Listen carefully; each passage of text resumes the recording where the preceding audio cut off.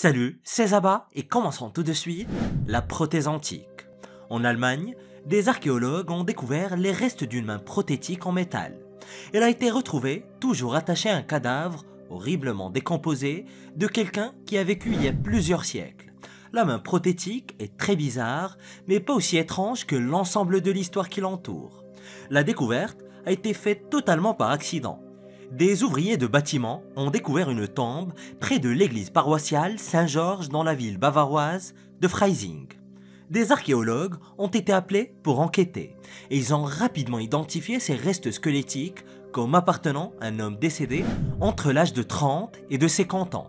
Et il serait décédé quelque part entre 1450 et 1620 de notre ère. Mais cet homme n'était pas vraiment ordinaire.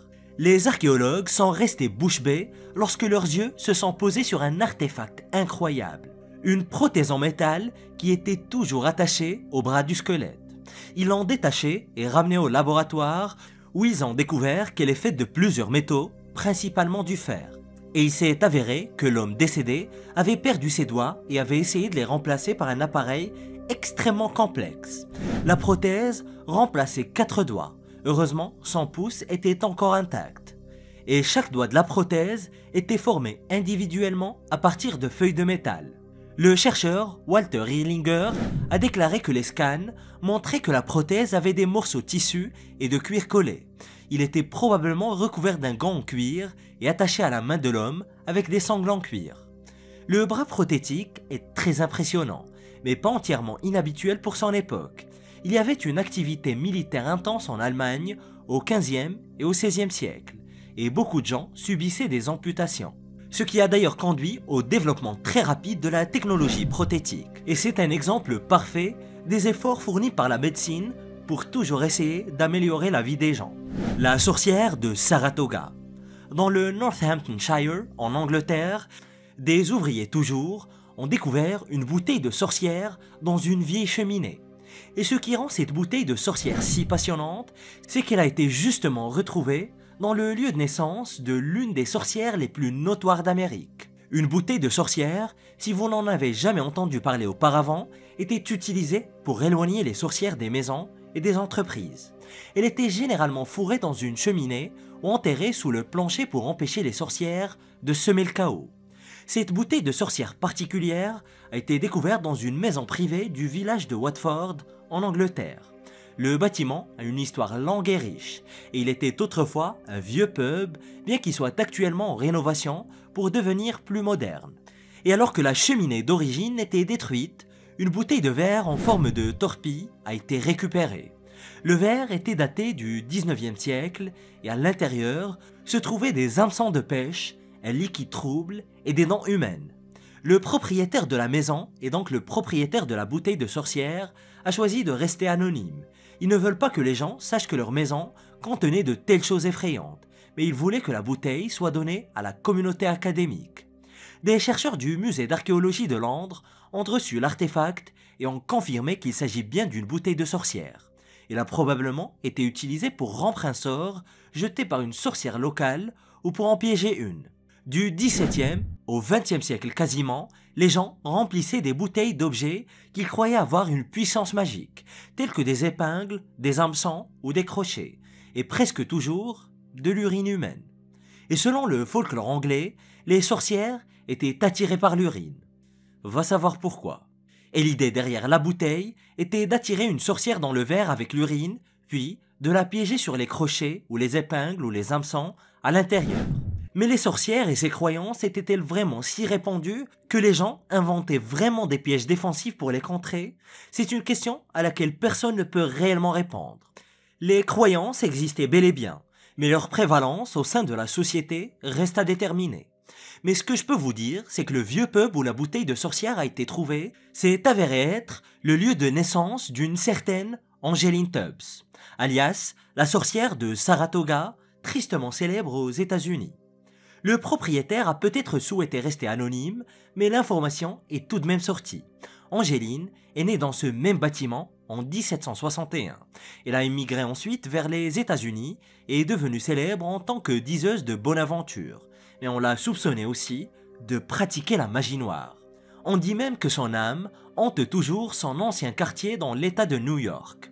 Et on ne sait pas si la bouteille de sorcière avait quelque chose à voir avec Angéline. Les experts pensent qu'elle a été fabriquée soit 110 ans après sa naissance. Peut-être que les propriétaires du pub essayaient de se débarrasser de son mal persistant. La carte des étoiles. Un artefact extrêmement controversé a été découvert à l'intérieur des anciennes ruines sumériennes de Ninive. Il s'agit d'une carte stellaire datant de près de 5500 ans qui semble montrer un événement d'impact cosmique.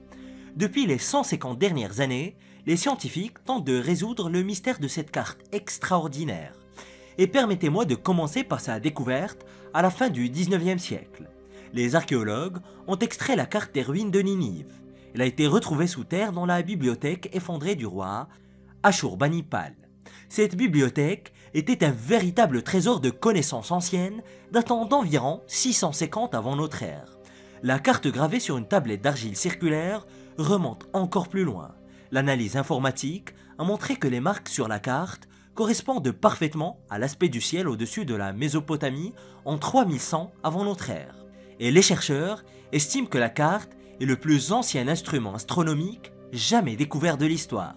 Cependant, elle est endommagée, avec un côté entier de la tablette vierge, et seulement environ 40% de l'image avant qui a survécu jusqu'ici. Et la relique est actuellement conservée dans la collection du British Museum, bien sûr.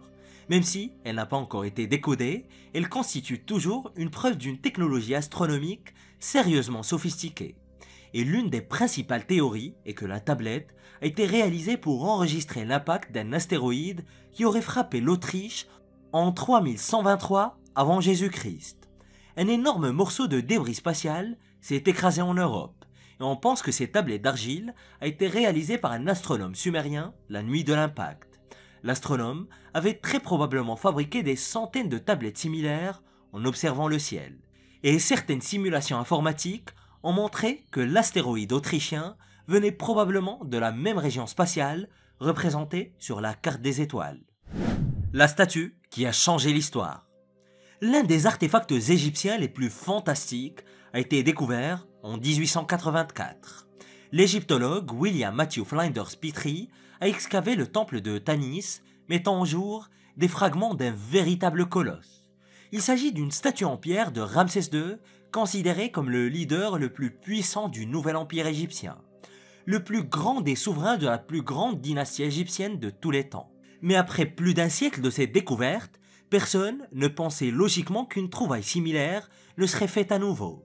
Mais miracle, en 2017, une équipe de chercheurs fouillait un quartier urbain du Caire intéressé par la découverte de secrets enfouis sous les rues modernes. Il y a 3000 ans, c'était l'une des cités les plus importantes et les plus anciennes d'Égypte, Héliopolis. Mais aujourd'hui, c'est l'un des quartiers les plus populaires du Caire. Et après 5 longues années de travail, ils ont découvert ce qu'ils pensaient être une structure en pierre. Les archéologues ont révélé ce qui ressemblait au sol ou au plafond d'un immense bâtiment. Mais en réalité, il se tenait sur la poitrine d'un géant. Ce que l'équipe a découvert en 2017 est l'une des statues égyptiennes les plus épiques jamais extraites de la boue. C'était un titan de pierre, une gigantesque statue de ce que, au départ, les chercheurs pensaient être Ramsès II, mais ce n'était pas le cas.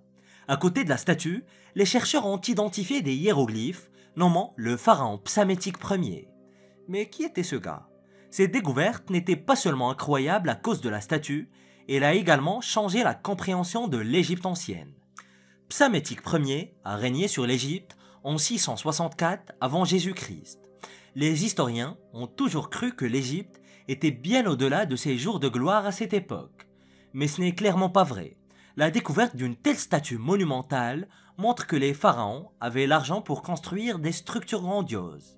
Les historiens pensaient que les rois étaient trop fauchés dans les derniers jours ou les derniers siècles du royaume pour construire des choses comme des pyramides et des colosses. Mais Psamétique a prouvé le contraire. Les archéologues sont désormais obligés de reconsidérer ce qu'ils savent sur la prospérité de l'Égypte à cette époque.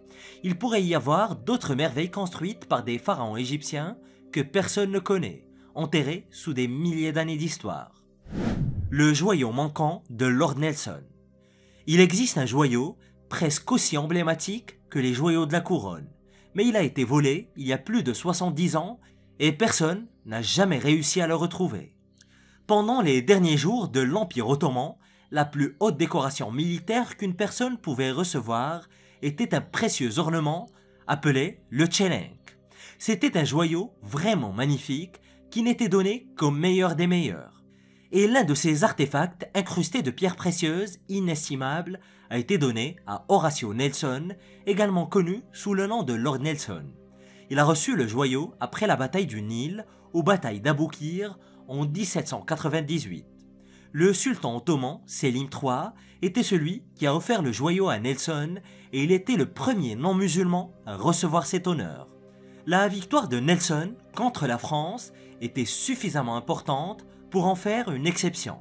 Le tchelenk de Nelson était l'un des joyaux les plus emblématiques de l'Empire britannique. Il avait 13 tiges de diamants, une pour chaque bateau français conquis en bataille, le plus célèbre étant le vaisseau amiral, l'Orient. Sa plume était ornée de plus de 300 diamants, et l'amiral la portait sur son chapeau pour le reste de sa vie. Il en était tellement fier qu'il l'a ajouté aux armoiries de sa famille. Et après la mort de Nelson, le joyau est passé à son frère. Et lentement, mais sûrement, il a succombé au temps. Certains détails décoratifs ont été perdus. Et en 1895, il a été vendu pour moins de 1000 $. Puis, en 1929, suite à une contestation très forte des Anglais, il a été racheté par la Society for Nautical Research. Et il prendra sa retraite au Musée national maritime anglais pendant les 30 années suivantes. Puis, en 1951, un cambrioleur a volé le joyau. Personne ne l'a revu depuis, et les détails de ce qui s'est passé restent tout de même très flous. Dans les premières heures du matin du 11 juin, un ou plusieurs voleurs ont utilisé une échelle pliante pour entrer par une fenêtre. Ils ont brisé la vitrine contenant le joyau et ont fui. Les voleurs n'ont jamais été rattrapés. Cependant, 30 ans plus tard, dans les années 1980, le tristement célèbre brigand George Taters Chatham a revendiqué la responsabilité du vol. Il a prétendu avoir brisé la précieuse relique en morceaux et a vendu les diamants individuellement. Mais on ne sait pas vraiment s'il est le véritable responsable ou s'il a inventé l'histoire. Et à ce jour, aucune trace du joyau de Lord Nelson n'a été retrouvée. Mais si elle devait être retrouvée un jour, la relique pourrait valoir une véritable fortune. Les tablettes de l'île de Pâques. Les tablettes de Rango Rango de l'île de Pâques n'ont jamais été déchiffrées. Les tablettes étaient gravées dans la langue originale des habitants de l'île il y a plus de 1000 ans. Et chaque tablette mystérieuse contient des glyphes sculptés dans le bois, des glyphes étranges qui ne semblent avoir aucun sens. Mais elles racontent presque certainement une histoire. Probablement une histoire d'une importance extrême, mais personne ne peut comprendre ce qu'elles disent. Et dans la tradition orale de l'île, une légende, transmise de génération en génération, parle du roi qui est arrivé sur l'île de Pâques et a fait graver 67 tablettes en bois avec toute la sagesse de son peuple, de l'astronomie à la navigation sur les 7 mers. Tout était consigné sur ces tablettes, puis confié aux chefs tribaux pour les protéger. Les chefs tribaux ont fait exactement cela, et de nombreuses tablettes ont été préservées sur l'île depuis lors. Et actuellement, 27 ont survécu des 67 originales, bien que beaucoup aient été volés et sont soit perdus ou dispersés partout dans le monde dans des musées ou des collections privées. Mais ce qui est vraiment bizarre, c'est qu'aucun autre endroit en Polynésie n'a révélé la présence du script Rango Rango. Les glyphes sur les tablettes sont à 100% uniques à l'île de Pâques, les rendant encore plus difficiles à déchiffrer et presque impossibles à retracer leur origine. Et à l'heure actuelle, les scientifiques sont toujours perplexes. Il ne semble pas que le script Rango Rango sera jamais déchiffré. Ce qui rajoute encore plus au mystère d'une île et d'un peuple extrêmement mystérieux. Et qui sait quel savoir ou quelles banalités sont racontées dans ces tablettes. Les bêtes de Göbekli Tepe. Les pierres de la bête de Göbekli Tepe, en Turquie, comptent parmi les vestiges les plus mystérieux et inexplicables jamais découverts. Göbekli Tepe est considéré comme tout simplement le plus ancien temple du monde, datant d'au moins 12 000 ans. Et pour certains, les pierres de la bête semble être la preuve que l'arche de Noé existe bel et bien selon une interprétation qui recueille de plus en plus de soutien. Göbekli Tepe contient un très grand nombre de pierres différentes. L'ancien temple, ou temple présumé, est parsemé de piliers rocheux décorés d'étranges images zoomorphes, y compris des images d'oiseaux, d'insectes et de tout ce que l'on pourrait s'attendre à trouver dans un zoo.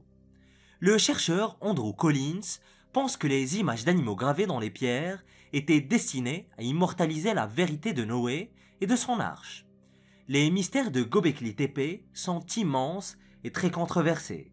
Certains chercheurs pensent qu'il s'agit du véritable site du Jardin d'Éden, l'endroit où Adam et Ève ont vécu. Mais autre fait très intéressant, à quelques centaines de kilomètres au sud se trouve le mont Ararat, l'endroit même où l'arche de Noé s'est arrêtée après le déluge, en tout cas selon les textes bibliques. Et voici un autre mystère. Il a été suggéré que certaines espèces d'animaux représentées dans les pyramidales de Göbekli Tepe n'auraient pas pu être trouvées dans la région. Elles seraient venues de très loin. Et cela, pour certains, indiquerait qu'ils ont été amenés au même endroit dans un but mystérieux. D'où la théorie justement que Göbekli Tepe serait en quelque sorte la preuve que l'arche de Noé était bel et bien réelle. Mais attention, ça ne reste qu'une théorie. La sculpture de Lamassu. Un artefact vraiment digne d'une place de choix dans n'importe quel musée a été excavé d'une fosse de terre en Irak en 2023. Les archéologues ont découvert une sculpture en calcaire extrêmement lourde d'un lamassu datant de près de 3000 ans. Mais vous vous demandez certainement que diable est un lamassu. Mais heureusement, je suis là. Vous êtes sans aucun doute familier avec un sphinx, une créature légendaire ayant la tête d'un humain, d'un faucon, d'un chat ou d'un bélier et le corps d'un lion, avec dans certaines versions du mythe, les ailes d'un aigle. Vous pourriez également connaître le griffon, une bête mythique avec des ailes d'aigle, une tête d'aigle et un corps de lion. Ensuite, il y a le manticore perse, une autre créature mythique avec une queue de scorpion, un corps de lion, des piquants de porc-épic et une tête d'homme. Et le lamassu est un monstre légendaire moins connu avec la tête d'un homme, le corps d'un taureau et les ailes d'un aigle. C'était une bête très populaire dans la mythologie assyrienne et mésopotamienne en général.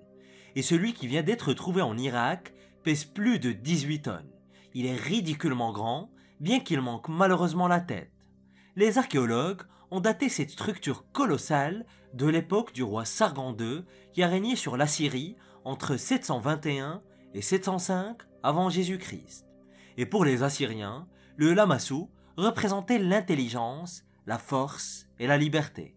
Et celui-ci se tenait très probablement à l'entrée de la ville antique de Dur Sharrukin comme un puissant gardien. Les scientifiques ont encore besoin de plus de temps pour l'étudier, espérant qu'ils comprendront bientôt le véritable objectif de cette bête mythique et ce qu'elle signifiait pour les rois d'Assyrie. L'artefact disparu. En 2020, un fascinant artefact romain a été découvert en Serbie. Et en l'espace de 24 heures seulement, il a disparu et quelqu'un l'a volé. Et maintenant, il pourrait ne jamais être vu à nouveau. La découverte a eu lieu pendant la construction d'une route menant à une décharge. Et l'un des ouvriers de la route a découvert une impressionnante dalle de pierre avec de magnifiques gravures en latin. L'ouvrier de la route a eu la gentillesse de contacter le musée national de Belgrade et un archéologue du musée s'est rendu sur place le lendemain. Mais trop tard, à leur arrivée, l'artefact avait déjà disparu. Eh ben c'est ballot ça. Mais petit lot de consolation, heureusement, des photos ont été prises de l'artefact avant qu'il ne soit pillé. 15 lignes de texte latin racontent l'histoire d'un fonctionnaire romain décédé au IIe siècle de notre ère. L'artefact a disparu, mais les quelques lignes de texte donnent encore vie à un homme qui a dirigé des détachements militaires contre les Daces il y a environ 1800 ans. Cette dalle faisait très probablement partie d'un monument beaucoup plus grand commémorant l'officier pour ses succès militaires. Et les territoires de la Serbie moderne appartenaient à l'Empire romain pendant près de 600 ans. Elle était initialement sous le contrôle de la République romaine au 1er siècle avant notre ère et elle est restée une partie de Rome jusqu'à l'effondrement de l'Empire, lorsque les Slaves sont arrivés dans les Balkans au 6e siècle. Et ce bout d'histoire, désormais entre les mains d'un voleur, aurait pu contribuer à éclaircir l'histoire mystérieuse de la Serbie sous le règne romain et découvre ces secrets d'histoire très mystérieux qui étaient cachés à la vue de tous en cliquant sur cette vidéo.